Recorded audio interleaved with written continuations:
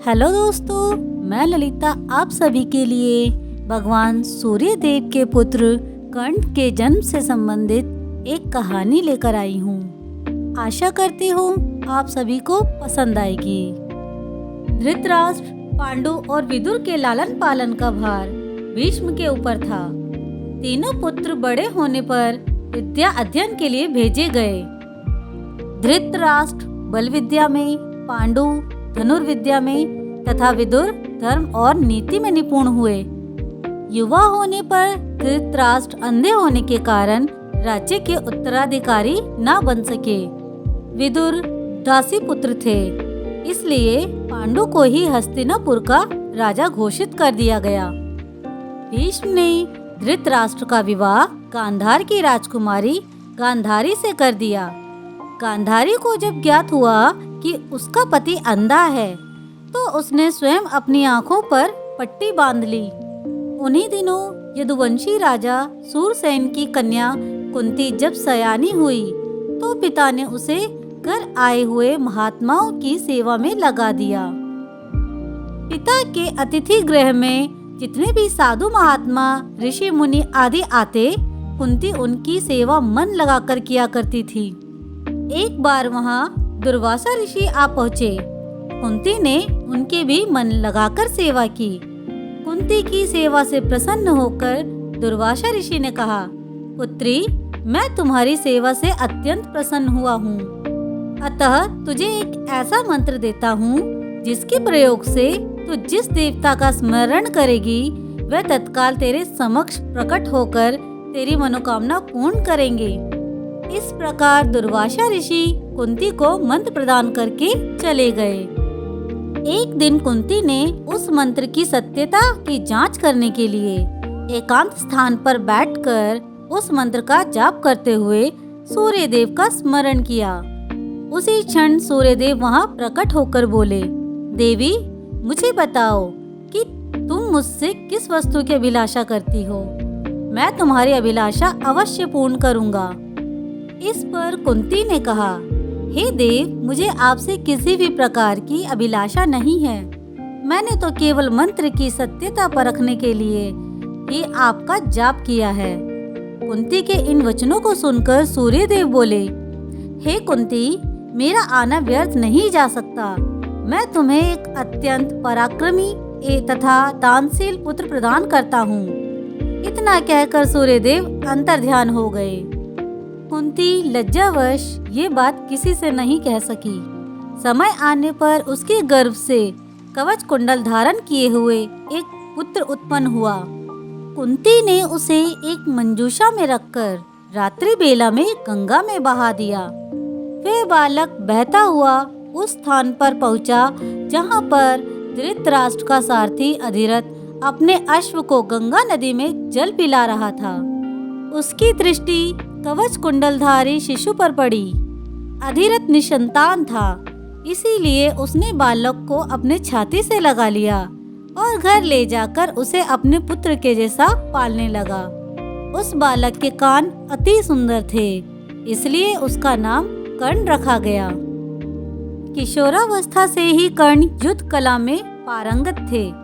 वह अपने पिता की भांति रथ की जगह युद्ध कला में अधिक रुचि रखते थे। एक दिन उनके पिता अधिरथ उन्हें गुरु द्रोणाचार्य के पास ले गए, जो उस समय के सर्वश्रेष्ठ वीर योद्धाओं में से एक थे। गुरु द्रोण सिर्फ कुरु वंश के राजकुमारों को ही शिक्षा देते थे, जिसके चलते उन्होंने सूत पुत्र कर्ण को शिक्षा देने से इनकार कर दिया, क्योंकि कर्ण एक सारथी का पुत्र था और द्रोण क्षत्रियों को ही शिक्षा देते थे।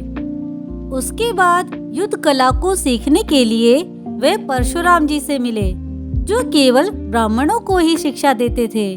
ये जानकर कर्ण ने स्वयं को एक ब्राह्मण बताया और शिक्षा प्राप्त की, जिसके चलते वह युद्ध कला और धनुर्विद्या में निपुण हुए।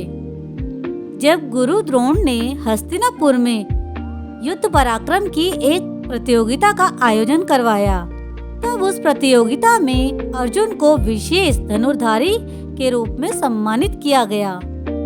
उसी समय वहां कर्ण आ जाते हैं और वह अर्जुन के द्वारा किए गए युद्ध कौशलों को भली प्रकार से कर लेते हैं और अर्जुन को द्वंद्व युद्ध के लिए ललकारते हैं।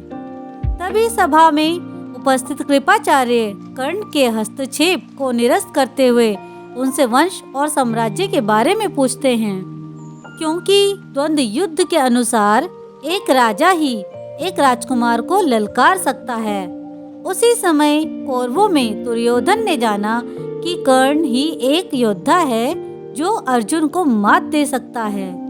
इसीलिए दुर्योधन कर्ण को अंग देश का राजा घोषित करते हैं ताकि कर्ण द्वंद्व युद्ध के योग्य हो जाए। उसके बाद कर्ण ने दुर्योधन से पूछा कि तुम्हें इसके बदले क्या चाहिए।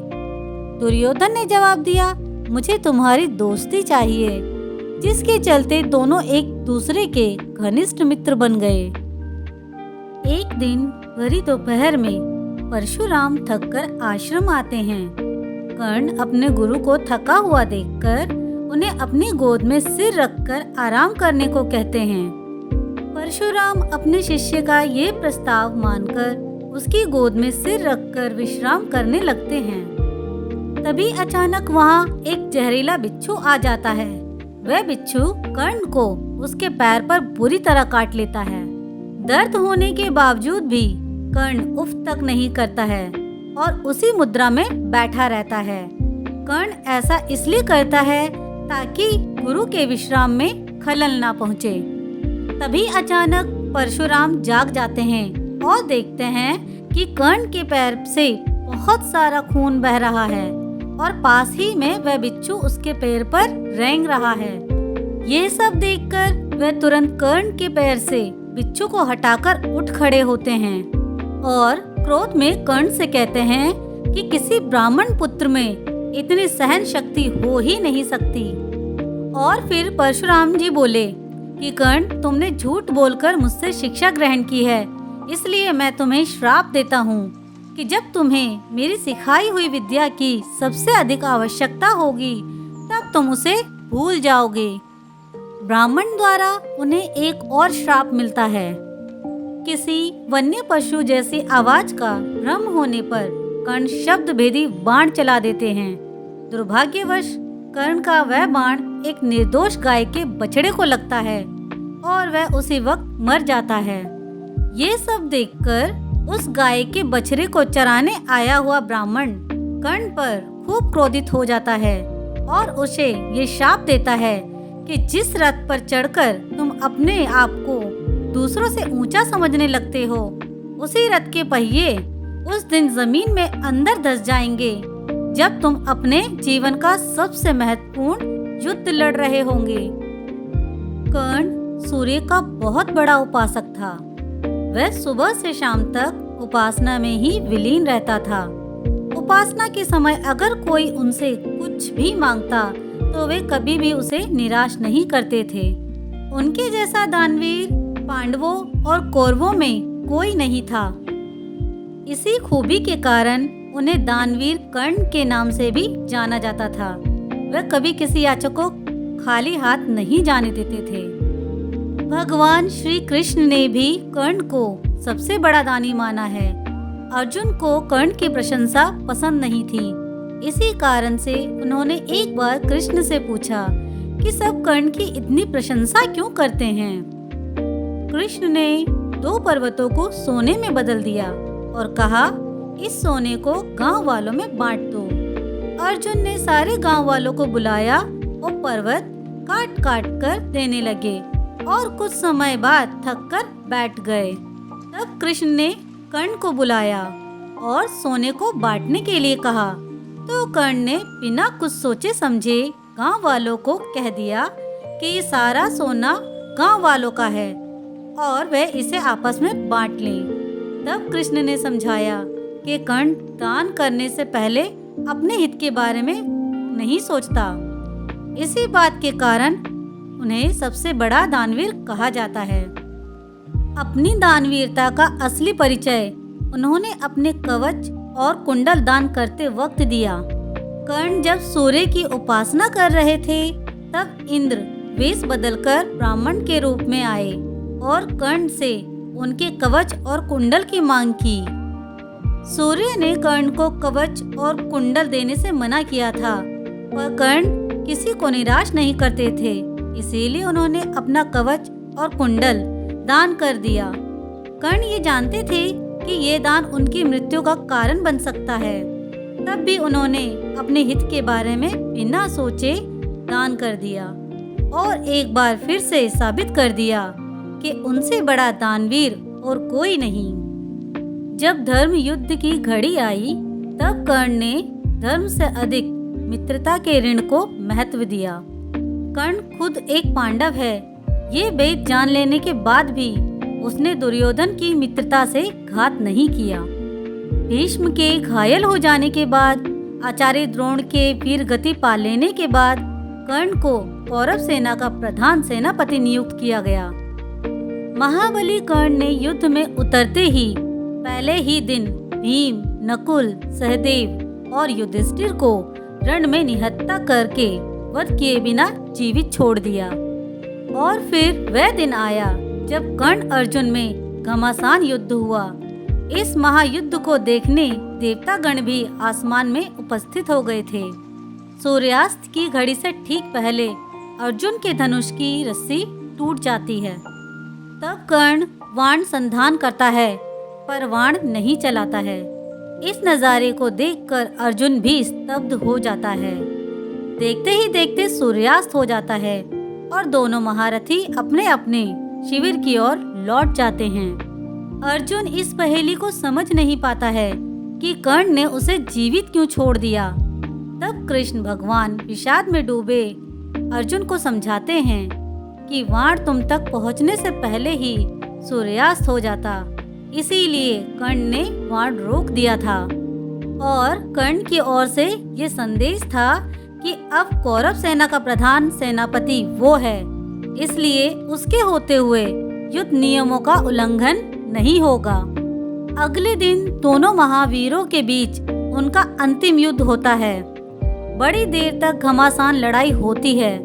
अंत में कर्ण के साथ साथ चल रहे दोनों शाप अपना प्रभाव दिखाते हैं।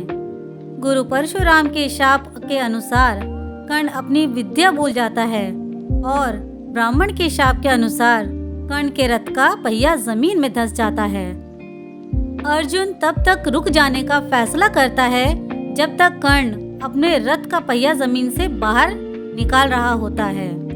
पर कृष्ण भगवान अर्जुन को अभिमन्यु कपटवध की याद दिलाते हैं, जिसमें कर्ण भी साझेदार था। अग्नि समान अर्जुन एक ही पल में प्राण घातक बाण संधान करके रथ का पहिया निकाल रहे कर्ण का शीश उड़ा देता है। इस तरह महान दानवीर, सच्ची मित्रता के प्रतीक और शूरवीर सूर्य पुत्र कर्ण का अंत हो जाता है। दुर्योधन कर्ण की मौत पर कहता है कि मैं अपने 99 भाइयों की मौत पांडवों को माफ कर सकता हूँ, पर कर्ण की नहीं। कुंती अपने ज्येष्ठ पुत्र कर्ण की मृत्यु की खबर सुनकर रण क्षेत्र में दौड़ आती है। शत्रु के शव पर आंसू बहा रही माता को जब पांचों पांडव पूछते हैं कि वह क्यों कर्ण की मौत पर आंसू बहा रही हैं, तब वह भेद खोलती है कि कर्ण उनका खुद का ही बड़ा पुत्र था। युधिष्ठिर तब बोलते हैं कि आपके एक मौन ने इतना बड़ा महायुद्ध करवा दिया। दुर्योधन के पास कर्ण का बल नहीं होता तो शायद वह युद्ध करने की हिम्मत ही ना करता। हे माता, आपने एक भाई के हाथ दूसरे भाई को मरवा दिया, इसलिए आज मैं समस्त नारी जाति को शाप देता हूँ कि कोई नारी जीवन में कभी भी कोई भेद छुपा नहीं पाएगी। दोस्तों, आपको ये कहानी कैसी लगी मुझे कमेंट करके जरूर बताएं। अगर कहानी अच्छी लगी हो तो प्लीज इसे लाइक, शेयर और मेरे चैनल को सब्सक्राइब करना ना भूलें। आप अगली कहानी किस पर सुनना चाहते हैं मुझे कमेंट करके जरूर बताएं। धन्यवाद।